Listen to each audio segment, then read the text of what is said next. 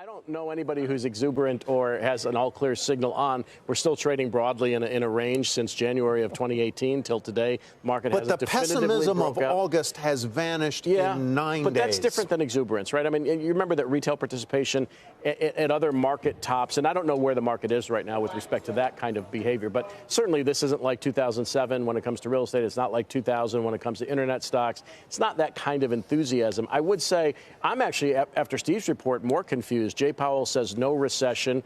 You have other Fed members saying murky. There's almost no reason to cut rates if you don't have recession in your forecast. And so that makes me more confused about where the Fed is rather than less confused. Why do you need to have recession in your forecast in order to cut rates? I mean, isn't part of rate cutting to prevent recession being in your forecast? Yeah, I understand going for the soft landing and trying to prevent the headwinds that are overseas from becoming contagion effects here. But if he's definitive about no recession, which he sounded like he was, then it makes me question why he's thinking about a rate cut. Let me turn to you, Steve. You say, but for now, keep buying equities. So you see no storm clouds to speak of, other perhaps than faltering trade talks, the talks that are on the agenda and either don't happen or talks that happen and do not result in something that the media characterizes as firm progress. I think this last leg of the rally has been driven by short covering, and that is signaled by all the underperforming sectors that we've seen run. We've seen retail run. We've seen chemicals run. We've seen things run that were out of favor for the last month. Also, look at the technicals, Ty.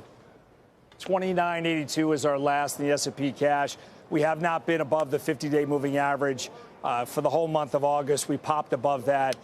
There might be a time, there will be a time, I should say, to sell this market.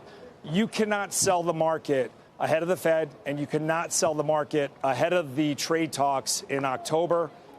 That's what's kept the shorts at bay for now. It's a bull run. Tim, Courtney, wrap it all up for us. What do you think? Yeah, I'd say, for the most part, I agree. You know, the returns that we've gotten so far in 2019, we probably have booked most of the gains that we're going to book.